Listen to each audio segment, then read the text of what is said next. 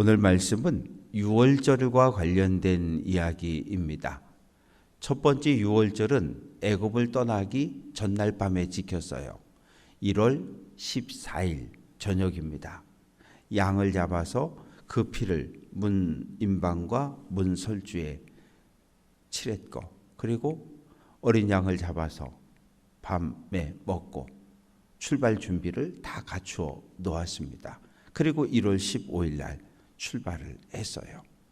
그런데 그 유월절에 하나님께서 놀라운 일을 행하셨어요. 죽음의 그림자가 애굽 땅 전역을 덮었고, 바로 애굽 왕의 장자, 바로의 뒤를 이어 다시 애굽을 이끌어갈 후계자였는데 죽었어요.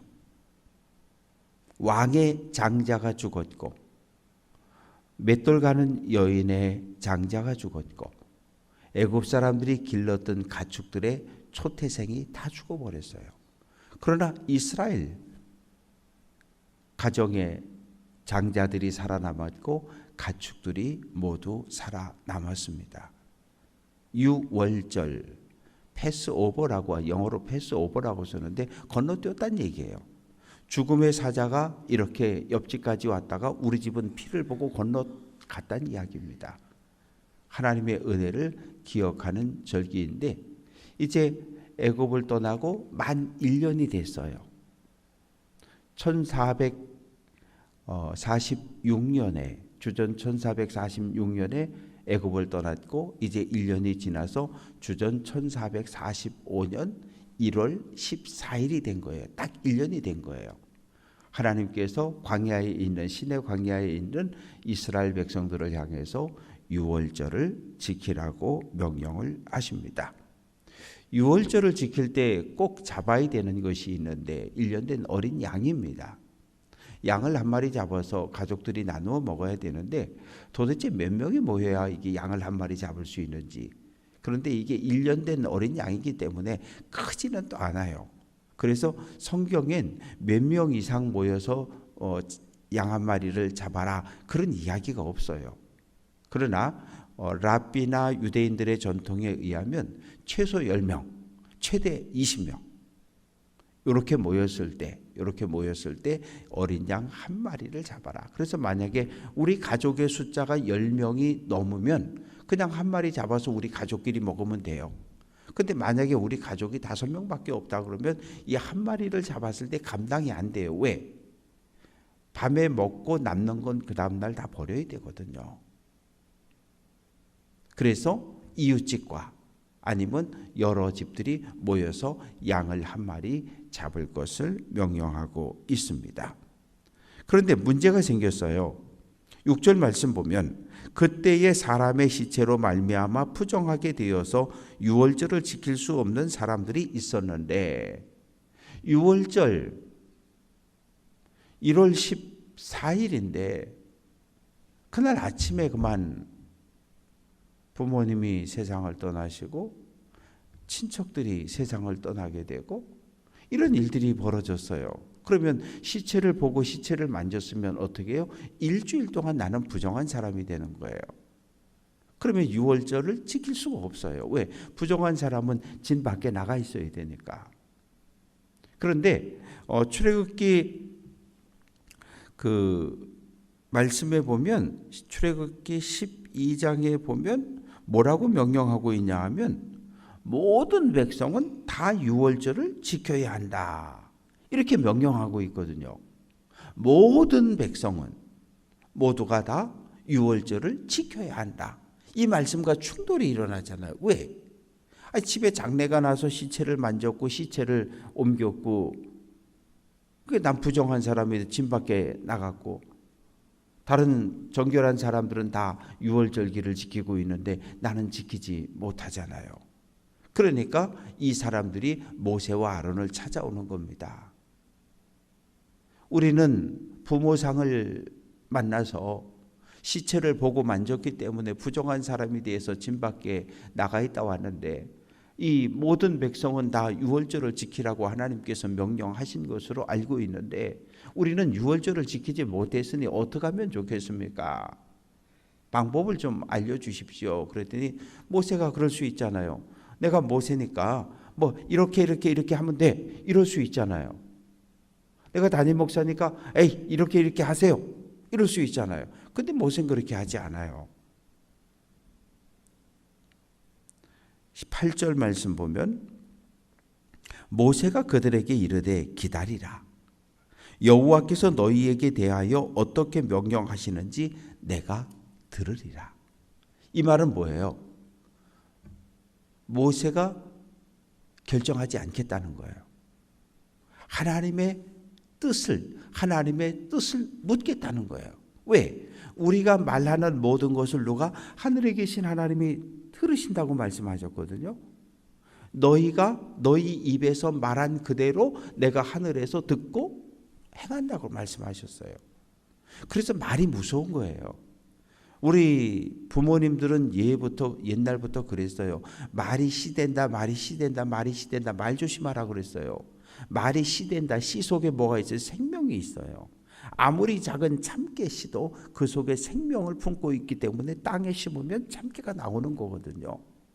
그러니까 사람의 말이라고 하는 건 단순하게 말이 아니라 이 생명을 품고 있기 때문에 부모가 자녀를 향해서 하는 말 한마디, 친구가 친구 사이에 하는 말 한마디, 목회자의 말 한마디, 성도가 서로에게 주고받는 말 한마디는 대단히 중요한 거예요. 그래서 목회자는 강단에서 성도들을 축복하며 중보하며 기도할 수 있는 그런 일은 하나님께서 우리에게 맡겨주신 거예요. 근데 강단에서 어느 특정한 개인이나 미운 사람을 향해서 저주와 욕설을 쏟아내는 것은 하나님이 금하신 거예요. 왜? 그러면 안 되는 거거든요. 말은 생명을 담고 있기 때문에. 그래서 우리들이, 부모들이, 할아버지 할머니들이 자녀들과 손주들을 늘 축복하는 말을 해줘야 되는 거예요. 그래야 그 아이들이 건강하게 지혜롭게 행복한 삶을 살아갈 수 있어요. 만약에 계속해서 부정적인 언어와 부정적인 행동과 부정적인 이 모습들을 부모로부터 받게 되면 그 아이들이 행복할 수가 없어요. 그 속에 뒤틀리게 돼요. 어렸을 때 나무를 똑바로 키워줘야 돼요. 그런데 어렸을 때 제멋대로 큰 나무를 다 10년, 20년 지난 거를 똑바로 필 방법이 없어요. 부러져요. 그래서 하나님께서 모세에게 말씀하시는 거예요. 9절. 여호와께서 모세에게 말씀하여 이르시되. 하나님 어떻게 하면 좋아요? 유월절을 다 지키라는 게 큰 명령인데 부모상 치르느라고 부정하게 되어서 유월절을 못 지켰는데 하나님의 명령을 어겼는데 어떻게 하면 좋아요? 하나님께 질문을 던졌고 하나님이 모세에게 말씀하셨어요. 10절. 이스라엘 자손에게 말하여 이르라. 너희 후손 중에 시체로 말미암아 부정하게 되든지 먼 여행 중에 있다 할지라도 다 여호와 앞에 마땅히 유월절을 지켜야 한다. 부모 장례가 나서 부정해져서 일주일 동안 집 밖에 나가 있던 사람도 유월절을 지키고 여행 중에 있는 사람, 이 여행 그러면 우리는 뭐 이 춘천을 떠나가는 걸 여행이라고 표현하잖아요. 그 랍비들의 전통 탈무드에 의하면 이 집에서부터 24km 이상 벗어나 있는 것을 유대인들은 여행이라고 생각을 했어요. 24km면 어디쯤 가게 될까요? 여기서부터 24km 계산하면 아마 춘천 IC 지나서 저 고개를 넘어가는 정도, 여기서 화천 들어가는 입구 정도, 그 정도. 그러니까 회막이 있는 곳에서 24km 이상 벗어나 있는 사람은 여행 중에 있다고 그렇게 규정을 했어요. 그런 사람들도 유월절을 지켜야 된다는 거예요. 그럼 언제 지키느냐? 11절. 둘째 날, 14째 날, 둘째 달, 14째 날. 그러니까 정상적인 유월절은 1월 14일인데 한 달 후 2월 14일에 유월절을 지켜야 된다는 거예요. 문제가 없는 장례가 나지 않고 그리고 여행하지 않는 모든 사람들은 1월 14일에 유월절을 지키고 1월 14일에 유월절을 지킬 수 없는 가족 중에 장례가 있다든지 멀리 여행을 갔다든지 그런 사람들은 반드시 2월 14일에 유월절을 지켜야 한다는 거예요.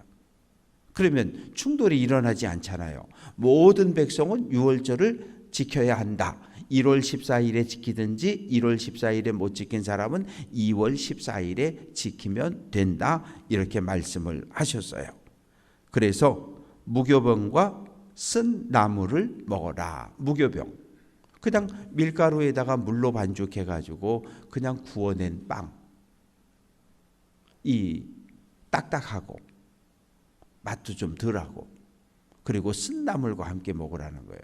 우리말로 하면 꼬들빼기라든지 이 쓴 것과 함께 먹으라는 거예요. 왜요? 애굽에서의 고난과 고통과 아픔을 기억하라는 거예요. 잊지 말라는 거예요.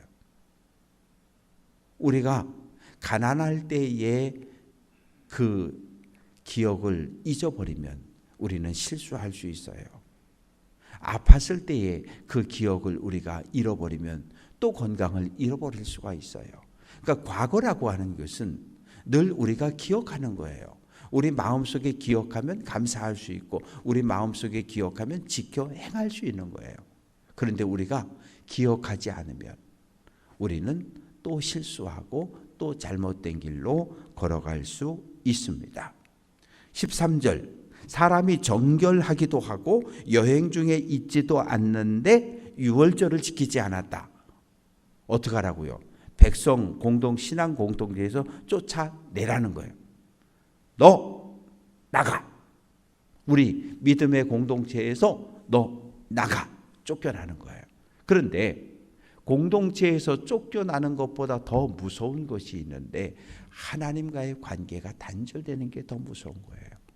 하나님에게서 관계가 끊어지고 하나님에게서 멀어져 가는 것, 그것이 정말 무섭고 두려워해야 할 일입니다. 14절 말씀을 보면 만약 타국인이 너희 중에 있는데, 타국인은 이방 사람들을 이야기합니다.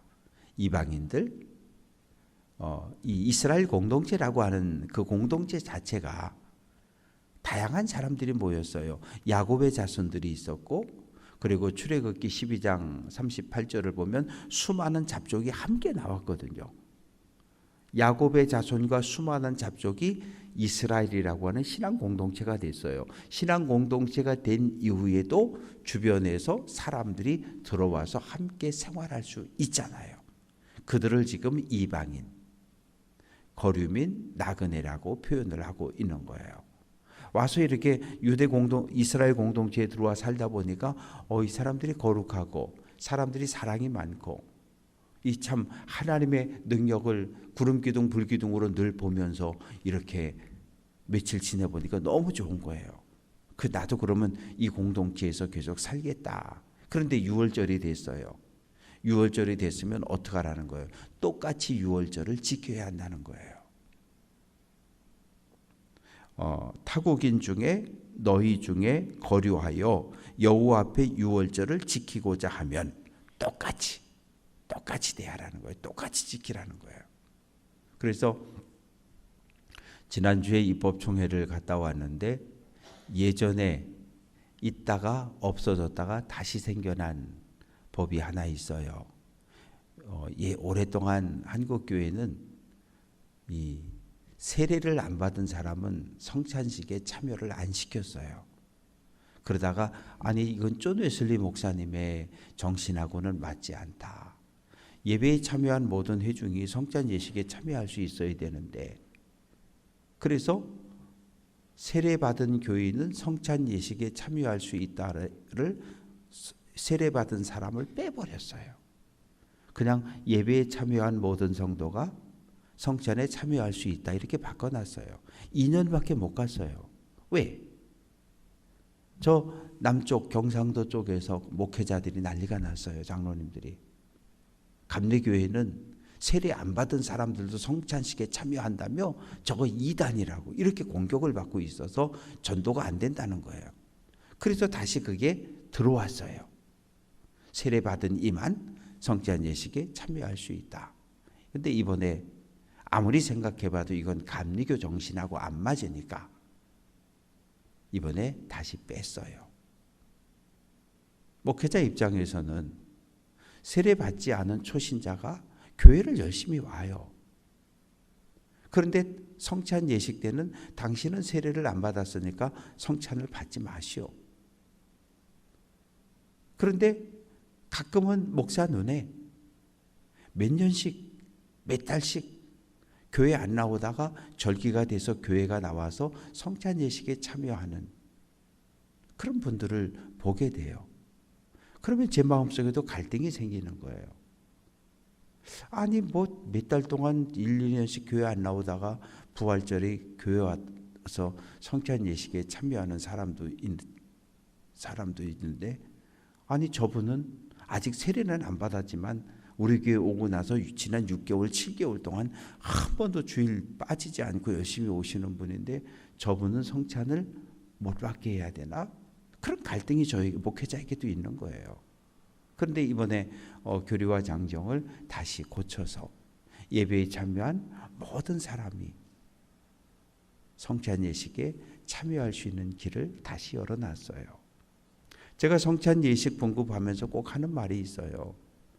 성찬 분급을 받아야 되는데 나에게 마음에 무거운 짐이 해결되지 않은 문제가 있어서 성찬 받기를 원하지 않는 사람은 안 나와도 된다고 제가 광고를 하잖아요.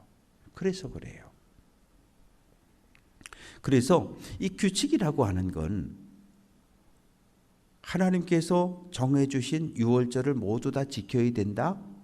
그런데 장례를 만난 사람, 멀리 여행 간 사람은 지킬 수 없기 때문에 1월 14일을 2월 14일로 또 하나를 연결시켜 주는 거예요.